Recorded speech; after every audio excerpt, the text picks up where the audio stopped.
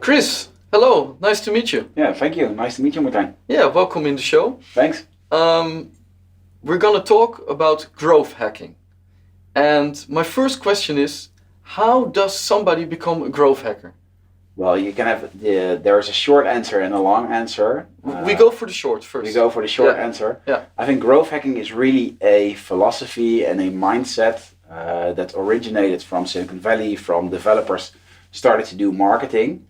But I've been trained as an auditor. So I worked at KPMG, became an entrepreneur after that.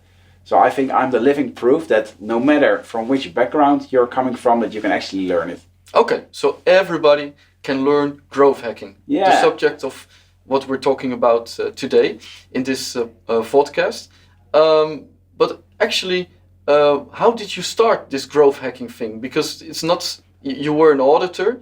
How did you start to learn about this? Yeah, well, when I decided to quit my job at KPMG years ago, I first became an entrepreneur, built a new platform with two other guys, spent a year building it, and we lost more than 200,000 euro. Okay, that's a big amount of money. Yeah, okay. So we've made all the mistakes, and once you made all the mistakes, then you're like, okay, so what should I do differently? Because somewhere else, people are successful in building platforms and scaling them. And then I learned about growth hacking, and I was so fascinated by that topic that I was like, okay, I really need to immerse myself into this. So I read all the books about it, I followed all the courses, and then I was like, and it was like back in 2014, nobody in the Netherlands is doing this. Not a lot of people in Europe are doing this, and I was like, okay, I need to help people with this because I think it's a philosophy, it's a methodology that can help a lot of people. So I started a growth hacking agency back at the time with those two other guys who also owned a digital agency. And out of that, I had the luck of implementing it with a lot of companies, made a lot of mistakes, especially in the early years. Like, to be honest, didn't have a freaking clue what we're doing. But that's also part of the mindset, just like trying, learning, seeing what works and seeing what doesn't work. And if something works, you double down on it. And if it's not working, you're learning from it. So I had a great learning experience in the last years. And it resulted in a very successful company, yeah? You can say that. We grew the agency group to 85 plus people. So I can also definitely share some really cool things about how to grow an agency group, and especially about all the things you shouldn't be doing and the things that that work. Yeah. And you start lecturing all around the world. How many countries did you visit? Well, I've been to, I think, 3 or 4 continents. So that was nice. I think more than 10, 12 countries, ranging from like events with less than 5 people to like events where there were more than 1,000 people in the room. Great. And well, a very big point in your career is a new book.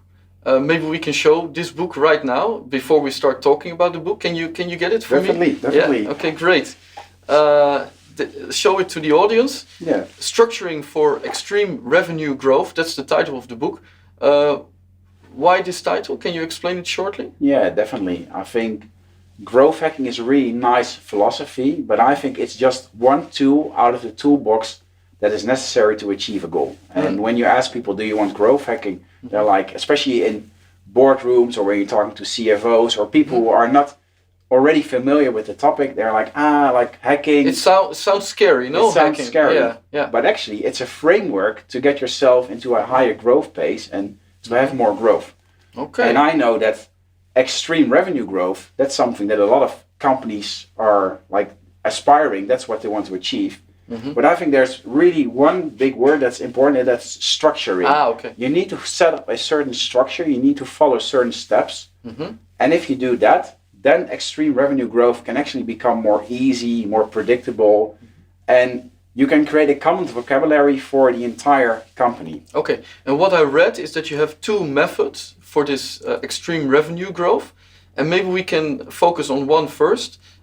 Growth hacking first principles. Yeah, so that's first principles. First principles, that's the word. Yeah. When you read about growth hacking, a lot of people talk about the hacks. Yeah. So shortcuts to achieve a goal, which can be quite tactical.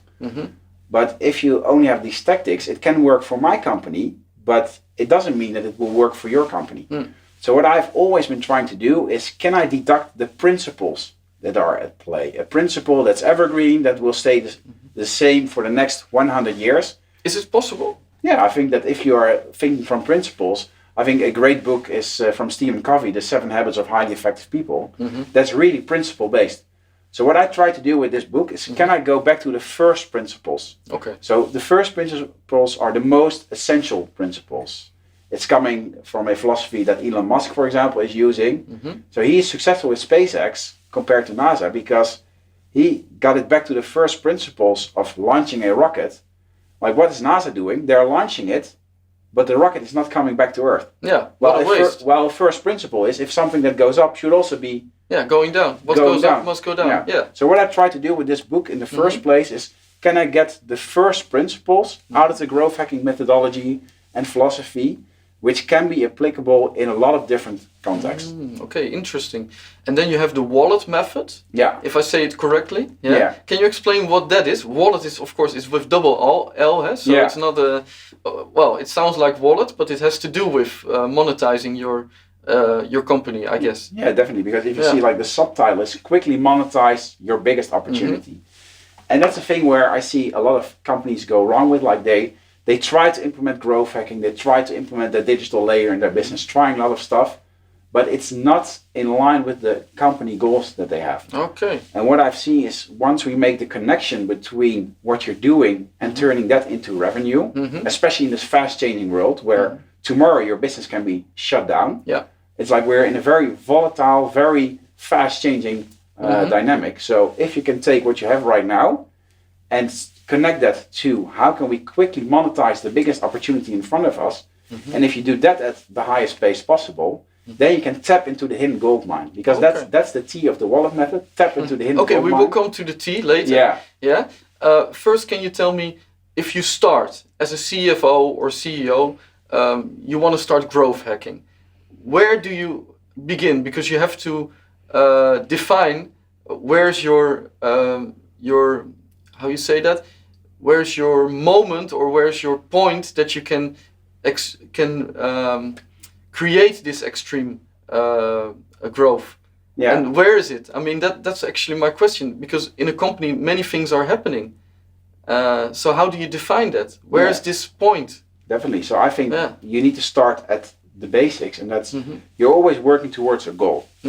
So things that I like to do is, once company sets a goal, like we want to achieve 1 million extra or 5 million extra. Yeah. It's like, why is that? Like, could it become higher, or what's feasible? So first, stress testing. What can we actually achieve?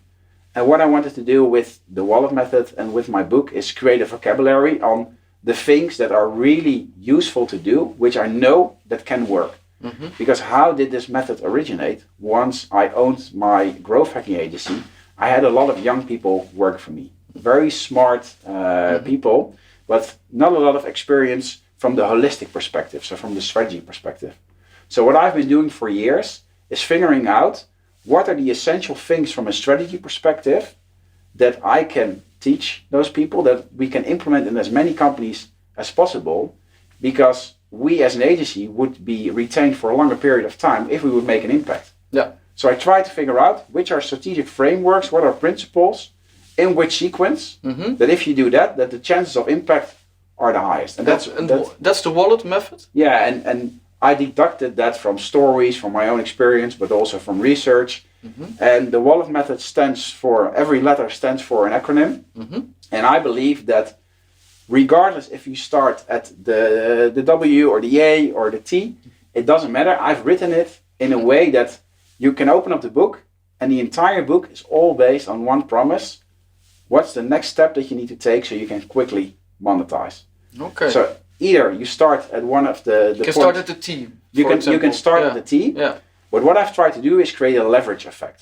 What does it mean? That the more letters you implement, the more principles out of that book, the stronger they're also going to help each other. Okay. If we go to these letters, the W, for example. Yeah. What does it stand for? It stands for work once and get paid forever. That sounds great. Yeah. Yeah. But what are a lot of companies doing? Yeah. They're running a campaign, or they're building something, and then afterwards they're going to build something new. Yeah. But what I always try to do is, can we take what we have already built and reshape it in a new form based on how the market is changing, based on what customers want?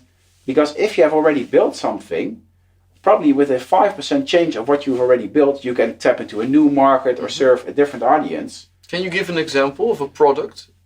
Yeah, definitely. So I think with this book that I'm writing is a perfect example out of that. I'm reusing concept that I've pre-written before. It's a very simple one, but what I also see with a lot of clients, they have amazing products, and then the market changes, somebody else wants a different product, and don't come up with something completely new. Maybe you need to change the packaging a little bit, and that can already... It can be a very small thing, but it can change the whole sales, actually. Yeah, definitely. Yeah, and the possibilities. It's all about syndication, so instead of thinking, let's build something new, you're thinking, what have we already built, and how can we repackage that in a new way where we can actually fulfill the new desires that are now in the market. Yeah, that's clear. The A. That stands for Access Accelerates Growth, which basically means that you and we already have a network. There are people that we know that trust us, which we can serve. And a thing that I've seen in a lot of cases is that we want to acquire new customers, but we're not using the access that we already have. So I share examples in my book, for example, with Coolblue, which is a Dutch company, and they are a very big e-commerce shop, and they started an energy label. Why can they do that successfully? Because they already have access to a huge client base. And now they're one of the biggest in the Netherlands, yes. Yeah, they're using the access to that client base to basically push another type of product. Okay. And how we can connect it to quickly monetizing your biggest opportunity. Maybe you already have access to a huge client base or maybe a smaller client base. They maybe are not ready for your product, but maybe somebody else's product or a different version of your product could be very interesting. So connect your network and use it for new ways to sell your products. Yeah, and we can do that in an offline form, so your personal relationships. But what we can do with technology is like we can connect different platforms. So for example, if you have a web shop, you can connect it to a bigger platform like Shopify, or you can connect it to Amazon. And there are basically different layers on how you can tap into a big platform where there are maybe already millions of other service providers over there that they can start selling your product. So it's all about, you can't sell something if you don't have access to somebody. Yeah, great example. Yeah. Yes. We go to the L. We have two L's, so let's go to the first one. So the first L is all about a lifetime value ladder. And what I mean with that is you want to serve people for a lifetime, but you also want to do that in a very strategic way. Okay. And what do a lot of companies? They just sell one product. While what's really fascinating is, can you sell somebody a low price product or service, and because they've bought that service or product, they are so happy with you that once you introduce a next product, they're like, whoa, I already trust that person or that company. Let's buy a second one. And the next product is more expensive. More expensive and more value. So what you want to understand is like, where do we need to start selling with which type of products? And also how can we like guide people through that value ladder? And the concept that I've created in this book is called a touch-based value ladder. Can you give an example actually of this kind of product? Yeah, so I use in the book the example of an online course that I bought. So once when I was starting out as an entrepreneur, I didn't have that much money, but I thought I wanted to become more productive. So I bought a productivity course for 147 euros. And that was actually quite scary because I didn't have that money. But that course was so good that it made impact. I became way more productive.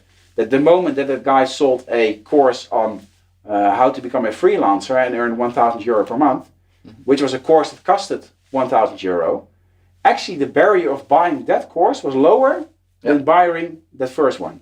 And the same principle applied afterwards to a 6-figure consulting course, which costed 7.5K. By the same guy? By the same guy. What was interesting, and that's the thing that I want people to pay attention to, is that the course that was 50 times more expensive, I bought that faster and with more trust than the first product. Yeah. So if you're strategic on how you're guiding people through a flow like that, with either your own products or serving other people's products through the access that you already because have. You had the experience, the good experience of the other products. Yeah. So you trusted this guy. So it was like a second. Yeah, and the connection that I'm making in the book is the touch-based value ladder. And what do I mean with that? Is that there's human touch, so we can serve people one-on-one, and there's digital touch. and you want to be strategic in your low-priced product to do that as digital touch as possible, and the higher you go up in the value chain, the more you add human touch. And the best and most profitable companies differentiate themselves with a competitive advantage on high-end human touch and a very smart alignment of digital touch. Great. Well, that are very good examples. We have some cases also. Before we go to the cases, Airbnb, for example, Stack, you named. Let's finish the letters. We have another L. Yeah. What does it stand for? So the second L is called Let Growth Be Easy. Okay. And what a lot of companies, they call me and be like, I want to grow, but they think way too complicated. Well, in every business, there is a typology of customer that trusts you, that wants to buy more from you, that buys at premium rates, but you're not serving that. So one of the first things I always try to do is like, who is your best typology of customers? And how is it possible that we can sell more to them? Because their growth is easy. So my entire mindset is about functional laziness. How can we make it as easy as possible to achieve our goal? And do you have a short example of that also? Yeah, definitely. So one example in my book is from a company which is called Winter. It's a B2B research company. And what they did really smartly is that they tried to sell to a lot of different audiences. But the moment that they figured out B2B product marketeers are actually 80% of our buyers, let's stop selling to all the other people, but focus on that typology of customer because their and increase growth your sales is easy. to this group. Yeah, just sell to them, and then growth really took off. Okay, great. We have an E. Yeah, every level has a growth devil. And what do I mean with that? Is that you can grow, and in a lot of growth scenarios, there are problems, there are growing pains that will occur. Yeah. So, for example, communication, which becomes a big pain when you grow from like 3 people to 10 people to 30 people to 100 people. You experience this yourself with your agency. I experienced this myself, but there's also a lot of research already available on that. There is a book which is fascinating, which is called What Got You Here Won't Get You There.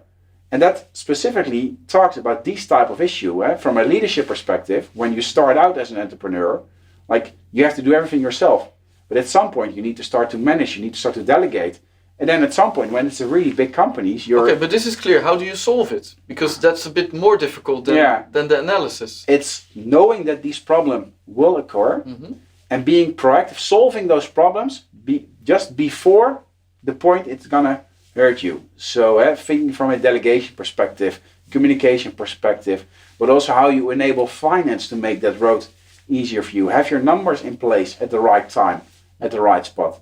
And what I'm showing with the book is from an actionable perspective, what can board members do, what can CFOs do, what can controllers do, what can entrepreneurs do, what can teams do to also understand, hey, we might get into this roadblock in 3 to 6 months. What if we already proactively make that road easier right now? Yeah, because then you will see that growth will be easier. Yeah, because if I read your book correctly, you say the CFOs and the financials in the organization, they must take a lead role, like a more important role than they do right now. Yeah, because like in this new world, you have this saying like software is going to eat the world, everything is going to become digital. But if you get that back to a principle, it's a lot of zeros and ones, and it's all based on data. And what I've seen with a lot of companies that I work with is that the data infrastructure is not in place, or is incorrectly in place, or once they get the data, there are not enough analysts, and they say that they are data driven, but they are actually not data driven. Because they don't have the numbers right. They don't have the numbers right, or they don't have the people over there. Well, in every company there's a finance department. You have people who love data, who are really good at getting reliable data, getting good data. But they're not analysts normally. But they're not analysts, and we're not involving them into this process because it's all about monetization and doing that quickly. And what I see in a lot of companies where growth slows down is because we're not clear on where we're making money. And if you enable finance in that entire trajectory, you know where you make money, you know who your good customers are, you know the value ladder, you know front-end value and back-end value. So how much money do we make on the first sale? How much money do we make within 60 days? But Chris, it means finance has to change, no? If you look to finance today, this is not how it is today in most companies. Definitely. So what I try to do with this book is to also give finance a vocabulary that closes the gap with growth teams, with other people who work on growth, because we're talking about the same things. And I don't say that people need to change. What I think is that in this fast changing world, finance need to understand the language that's happening at the other side of the company, and by basically doing that, become that bridge. And I think that it's a really big Trojan horse in my book, that finance can really be that accelerator. And if you're smart about that, you can get really disproportionate returns. Is there an example of a company that does it really well? Yeah, I think there are different companies that I worked with. Or a short time ago, I was on TV where I spoke to people from the CEO from Sunweb, which is like a big travel organization. Sunweb, yeah. And what happened over there is that in these fast changing times, they had to set clear priorities on where are we going to double down on. But because finance was involved early on, they could say, you know what, those are areas where you're making money, those areas where you're not making money, there's a potential upside over there. And because finance gave a really clear structure on lifetime value of customers, customer acquisition that was allowed, but also a connection between an increase in NPS versus the financial value of that, they could give that teams a structure where the team didn't have to go back to finance every time that something happened, but they had clear boundaries, a clear setup, and out of that they could do their growth efforts. Great. We have a T at last. Yeah. From the wallet method. So the T is tap into the hidden gold mine. And what do I mean with that? Is making the choice, okay, what's our next action? So this is all about getting into speed, but also having a choice between exploration and exploitation. Because that's a big challenge. Like, are we going to set up new things? Or are we going to do more of what we're already doing? And with tapping into the hidden gold mine, with what the steps we did before, we actually identified the gold mine. And tapping into the hidden gold mine is all about taking action to make sure that you actually also extract that gold. How do you do that? By following that experimentation process from the growth hacking world with those principles, but also to make sure that in the perfect scenario, you have set up these steps before, so you can, instead of high tempo test what's doing, reinvent yourself at a high pace to see, okay, this is a new possibility, we've tested it, we can either monetize or not, and then again and again and again, and really increasing that speed. And okay, Chris comes into my company, he walks in, I'm the CFO, I hear all of this and I say, Chris, my employees, they will get extremely tired, they're already overworked, and now you want revenues to increase, you want everything to go in a higher pace. Maybe we should stop this process. What do you say? Well, start at the basics, work once and get paid forever. Why are they tired? Because they're probably working on stuff that don't make an impact. And that's also a very big growth devil that you see in a lot of companies. It's really easy to add new stuff. But once we say to people, okay, stop doing that, that's really hard. And that's a growth pain that I see in a lot of companies. So probably the first thing that I would look at, okay, what are the things we need to stop doing so we can create a little bit more time? During that time, we are creating assets, we are systematizing what's already doing so we can create even more time. And out of that, we go through each step of the wallet method. With that extra time, we can make more money. Okay, we have some cases to discuss. You told me in your book Airbnb, Uber, Stack are there as cases. Which one do you want to discuss here? We can pick one. We can pick one. Yeah. I think that's a good thing. So in a lot of growth hacking books, they talk about these type of cases. And what I want to do with my book is show the principles out of these cases and also apply that to cases that are closer to home. Because the big risk with these cases, far-fetched from us, it sounds cool when you have billions and billions of investments, but we can't apply it. And for example, what Slack did very smart is that they understand which journey a customer has to go through to make a customer become addicted to Slack. Yeah, and Slack is like a chatting. It's a chat tool. Community, or you can create your own community. Yeah, it's a communication platform and have groups and stuff. But what they did really smart is that they understand the road to success. And that's a principle coming from growth hacking. Do you understand that journey to give somebody a wow moment? Because if I'm critical, there's WhatsApp, there are many ways to communicate these days. So why would I buy Slack. Yeah. I mean, I can just use WhatsApp or Facebook Messenger, free tools. Yeah. Yeah, that's the thing, no? And that's again an interesting point that I will also highlight in my book.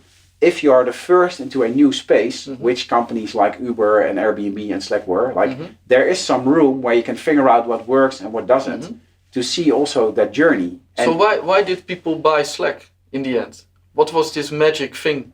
I think what they did really well is that they used customers as testers, and they were really focused on customer success. So they started to understand, what do we need to do to make somebody happy?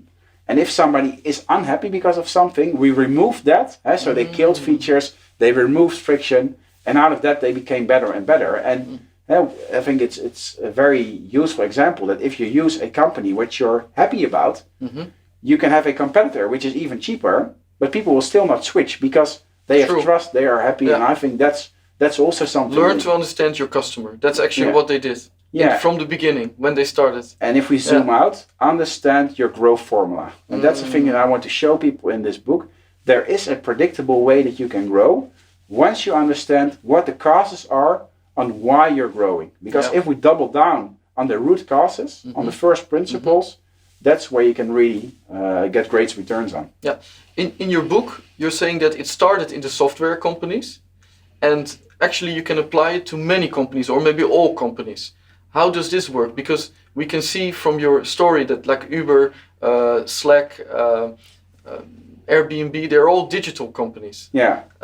So how does it work for the bike shop or a factory? I think that's a great question. And that's also a big mistake that a lot of companies that are talking about growth hacking or extreme revenue growth completely forget. It's like, these are cool digital companies, but how do I apply that into a more legacy environment in an offline setting? And what my answer is to that is that every company will get a digital layer in its business. How you interact with customers, with suppliers, even for a bike shop. And these principles are really applicable for your digital layer. So what will happen in the future? Your company will become more and more digital. So for that layer, this way of working is perfect. And then with the touch-based value ladder, you're also taking the human side, the more offline things.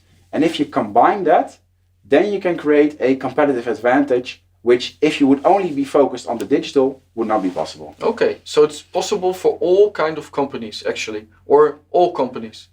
I would say that the more digital your company is, the easier it is, of course. But there are examples of like manufacturing companies with very long sales cycles, which were in heavy metal, for example.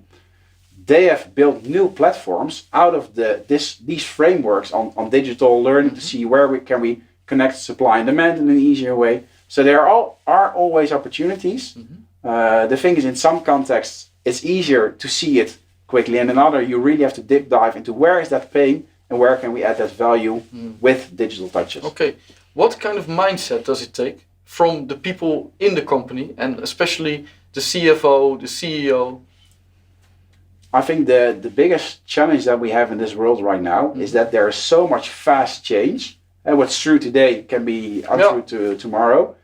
And what's natural for people is to not do anything. And with this philosophy, there's one thing that you need to do, and that's getting things live, shipping things, trying stuff.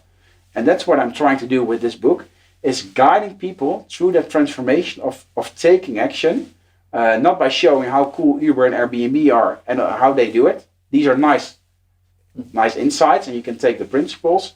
But the key thing is, and this is what I've been doing for years, how can I implement faster growth into a company that has this legacy environment, that's not used to this way of working, and what are things that we can do with them? And that's what I like about the Wolof method. Every letter on itself could be a booster for revenue.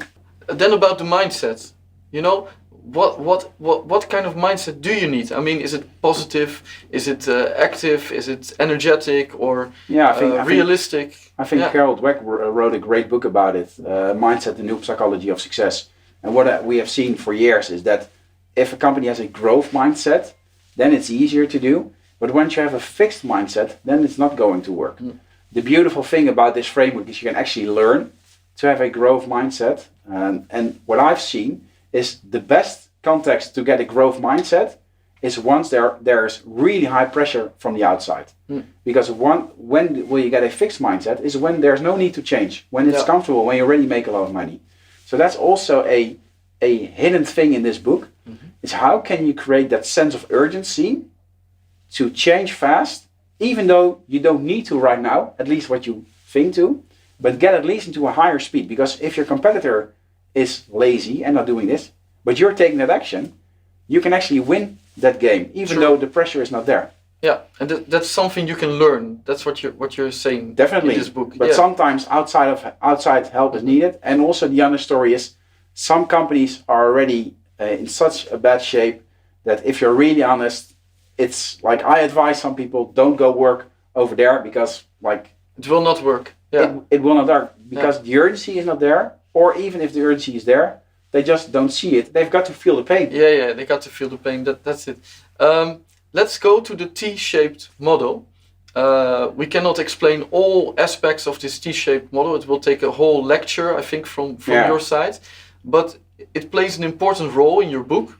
And we can show it also. Can you explain how it works? Yeah, I think it's looking at a T-shaped skill set that if you're working in a very fast-changing dynamic, it's important that you have broad skills, so you can actually talk to other specialists about things.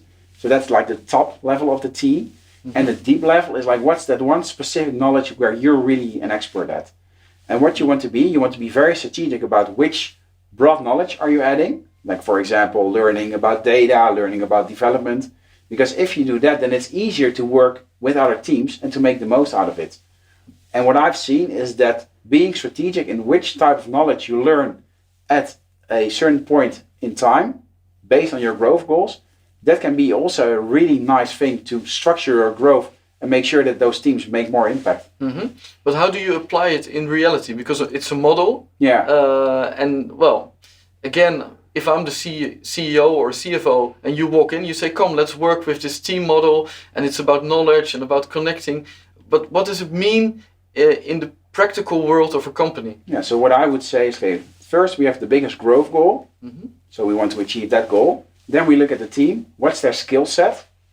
And basically where in their skill set is something broken, that if we would add knowledge through books or to online courses, just in time learning, that if you learn about that, which could be learning about Facebook ads, but maybe also about data analysis, just dependent on the context of the growth goal, the team that's sitting there.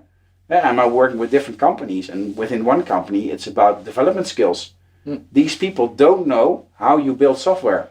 But if we learn them those principles, then they can have a better conversation and actually make more impact. Okay, so from the model, you will learn what you're lacking at the moment, which skills are lacking inside the company, what you will need, and then you can grow faster. That's actually a very short version of this more complicated model. You assess where do we lack knowledge, and because if you just learn that knowledge, like speed will go up, you will run more experiments and you can make more impact. Yeah. You asked the question also, what does your market want?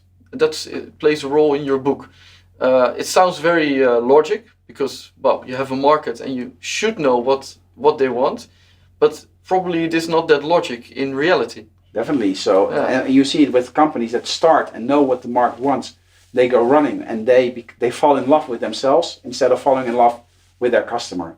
And what I've seen, if you want to structure your growth in a predictable way, is also to make sure that you extract those insights from what the market wants, but also based on changing dynamics. And as we look at the wallet method, let growth be easy and tapping into the hidden gold mine, it's all about knowing what your best customers want, because if you can serve them in the best way possible, then that's actually where the money is.